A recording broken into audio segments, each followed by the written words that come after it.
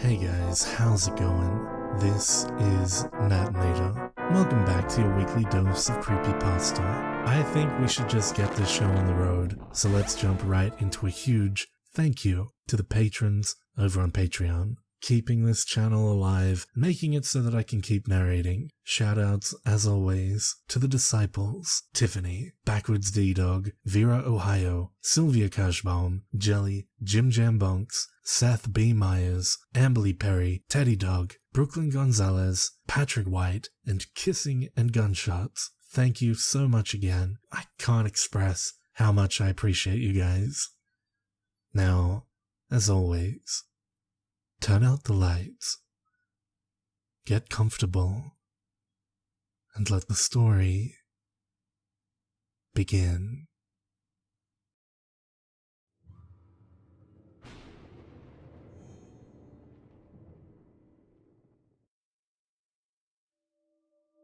Screaming.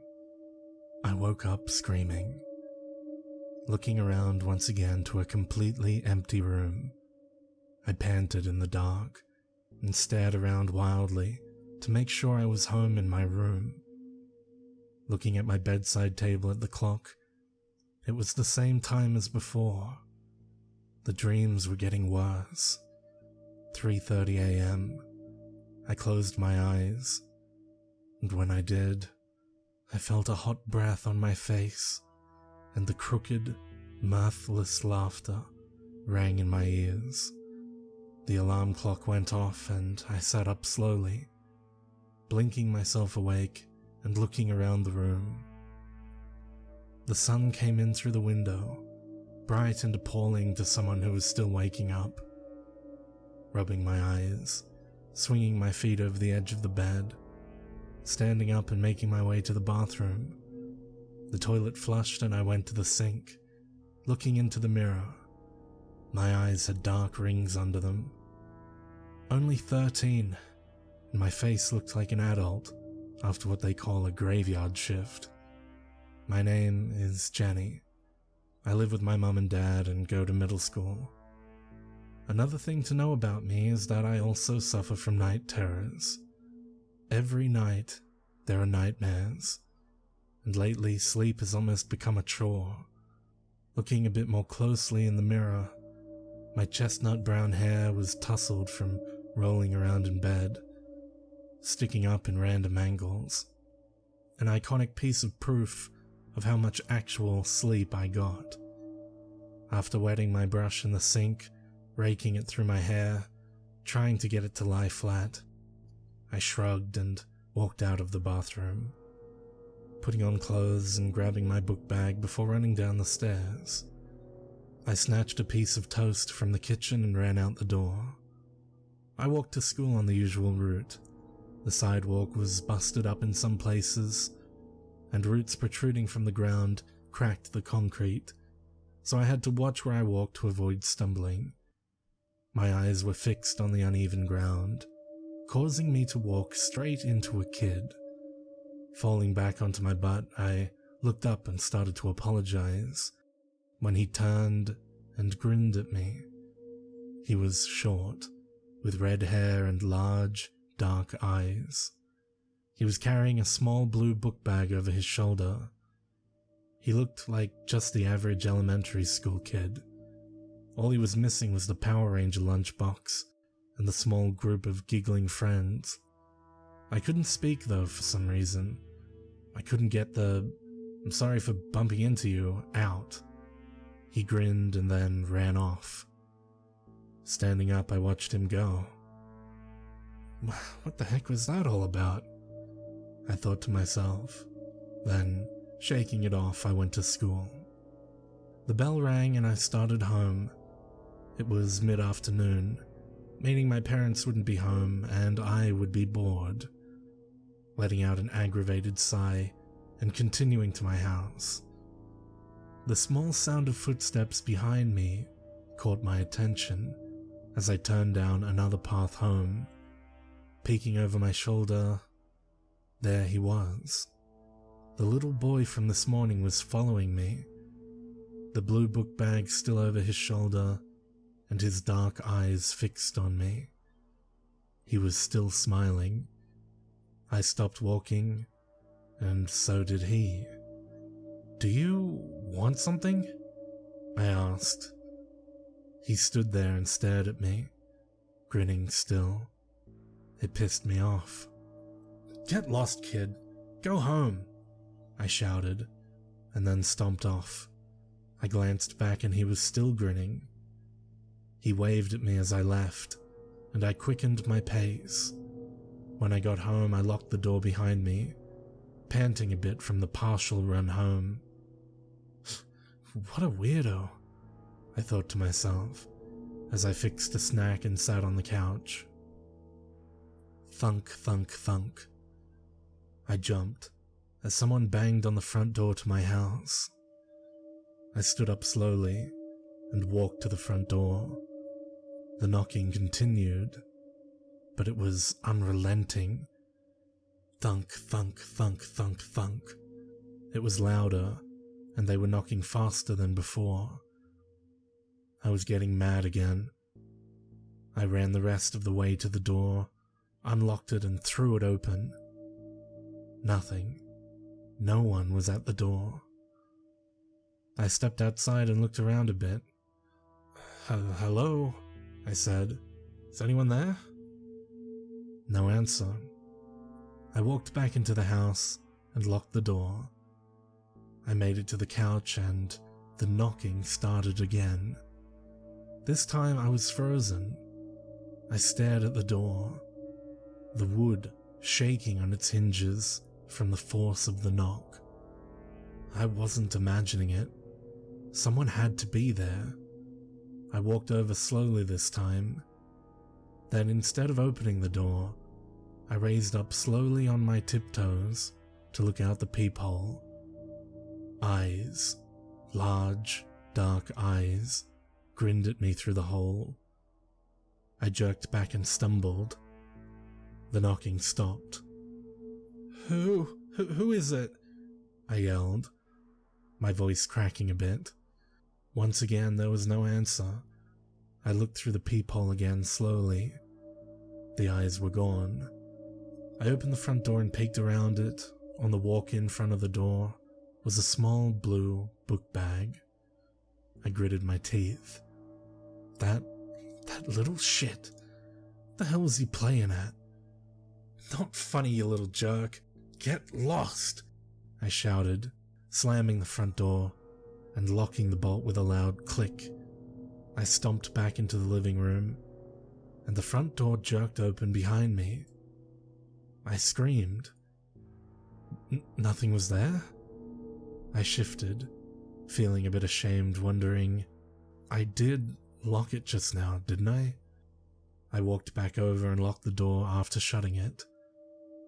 Laughter echoed behind me, and I spun. Again, nothing there. I shivered, then went to my room. I grabbed out my flashlight and climbed in bed. I woke up again at 3:30 a.m., this time to the sound of soft laughter. This continued for days. The boy followed me to school, and then on the way home, he was grinning at me the whole time, silent, keeping far enough back that when I tried to confront him, he would run off grinning with an echoing giggle. "What? Do you want me to play with you or something?" I shouted one day in frustration. It stopped him. His smile slipped a bit, and he asked softly, Do you want to play with me?" He stared at me. I lost it. Who the fuck would want to play with a stuttering little stalker like you? Get lost and stop following me, I shouted, giving him the designated and what I thought was a well-deserved single-finger salute. You shouldn't say stuff like that to me, he said softly. My friends don't don't like it when people are mean to me, I snarled. Well, tell your friends they can bite me. I turned on my heel and again stomped home. This time, the boy stood still for a second, and when I glanced back, he was grinning again. I glanced back a second time and he was gone. I went home and locked the door, went to bed clutching the flashlight. I closed my eyes to the soft sound of laughter. Something jerked at my blanket and hissed laughter at me. Let's play. Let's play. The voices echoed. Who's there? I shouted, sitting up with the flashlight. As soon as my body left the blanket, something slashed at me. I woke up in the hospital with my mum and my forehead with a set of stitches. They told me I'd fallen out of bed due to my night terrors and sliced my head on something. They hadn't found out what it was. I told my mum about the laughing and the little boy. I told her about the voice in my room. She just stared at me with a disapproving look and took me home. That night, I pulled the blankets around me and waited in the dark, except of course for my flashlight that I clutched to. There was a loud thunking noise. Who's there? I whispered into the dark. Come out. Come out and play. Something giggled outside the covers. Why should I come out? I whispered back, answered with giggles and hissing. We can't come inside. It's against the rules, the voice said, echoed by others now, as if to highlight that it used the word we instead of I. Fuck you, I said softly. There was no way I was coming out if they couldn't come under the covers. I tried to force myself into believing that it was a dream, but the voices continued all through the night and into the morning. When the sun came up, the voices had gone, and I went through with my usual routine.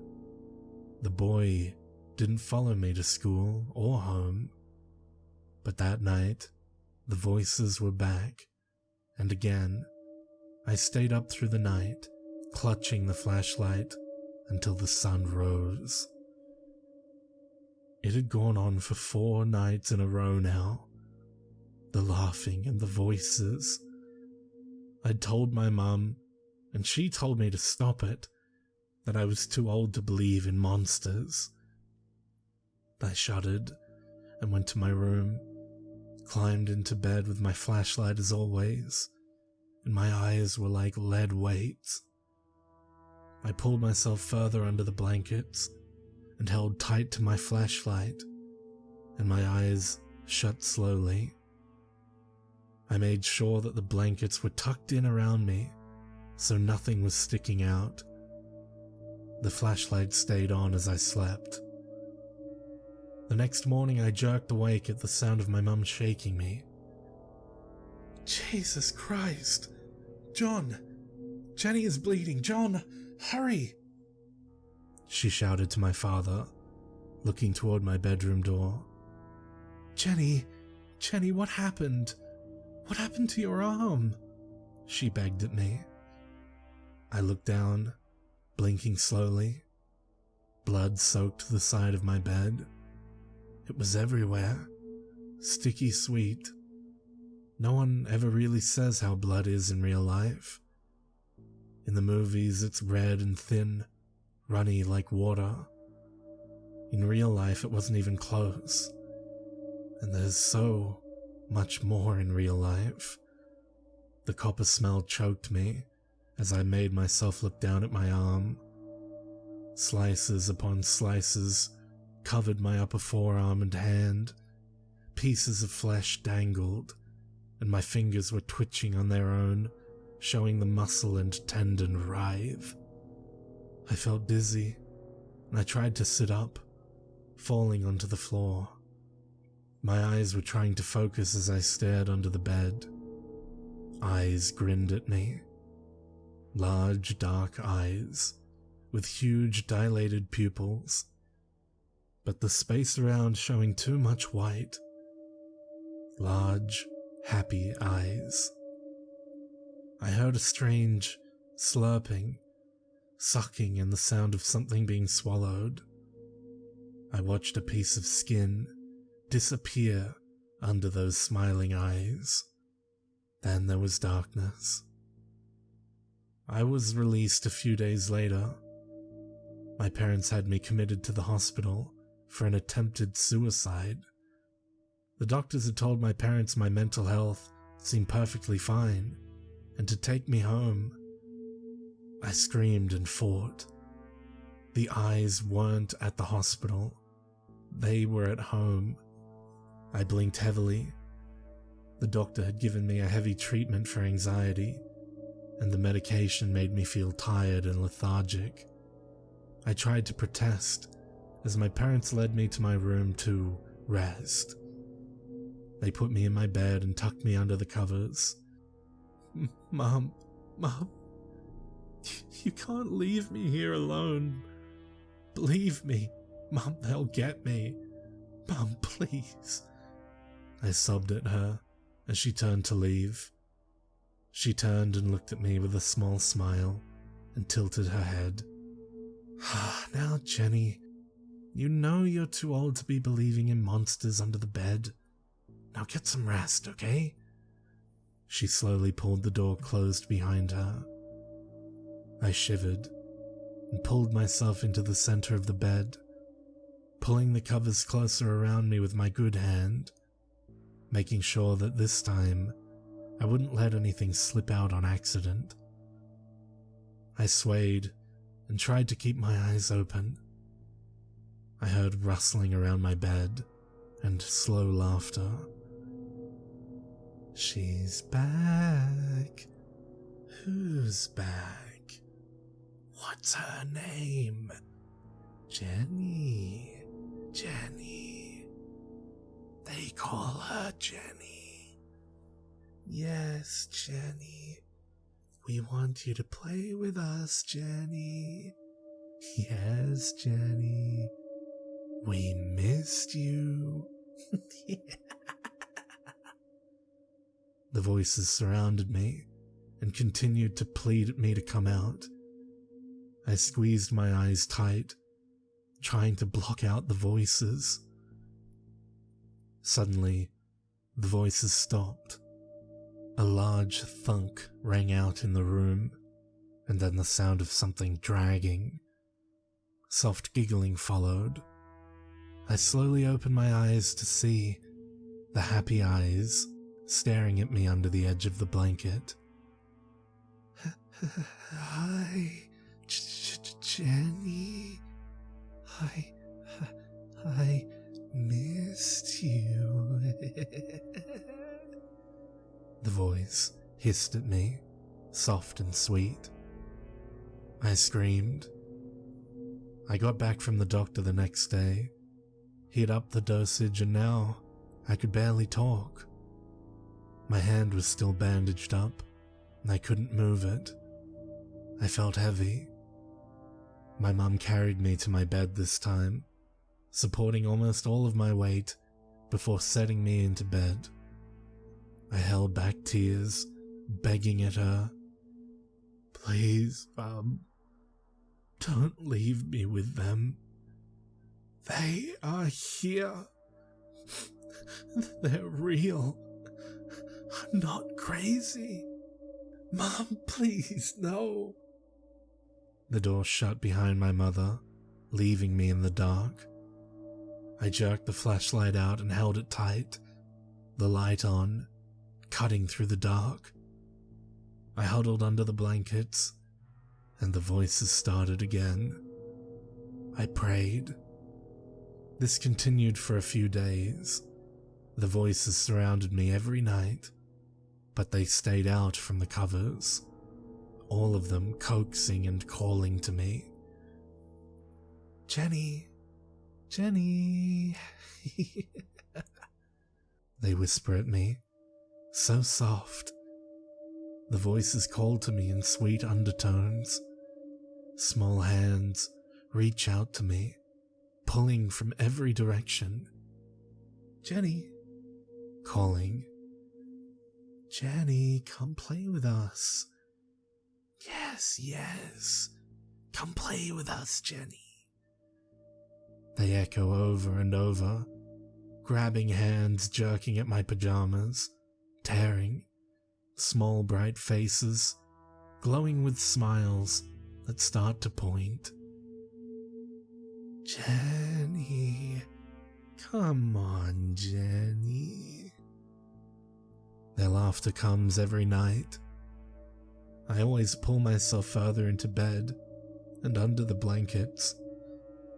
They can't come inside. I watch the shadows dance around me as I hide, a flashlight gripped tight in my hand like a sword. Their shadows darken around the blankets as they pull at it. Laughing, they laugh and call to me. I can't sleep. If I do, they pull me out. I don't want to play with the laughing voices. Jenny, Jenny, Jenny. The voices are rasping now. They're still laughing, but it's hoarse and drawn out. Come out, Jenny. Come play with us. We are lonely, Jenny. Come play. The blanket shifted around me. Darkness. The flashlight gave out on me and I screamed. Jenny, it's time to play now. Let's play together, Jenny. The blanket pulled away, and then it went silent in the dark. I cussed and banged the flashlight on my hand. Damn it. Turn on, fuck! The light jerked back on, and I looked up into those grinning eyes. The voice was so soft. I missed you, Jenny. I screamed. Police cars surrounded the house across the street. Flashes of blue, red, and white. Hey, what happened over there? Said a man to the woman across from him. Shh, the woman whispered. There was a murder. What? Who died? What happened? He said. I heard they found a little girl dead this morning. She leaned in toward the man. They're saying she was torn to shreds, but there were pieces missing, like something had eaten her. Jesus, poor girl, he shuddered. What was her name? A little boy nearby giggled to himself, huddling on the curb and turning around to look at them with large dark eyes. Her name is Jenny.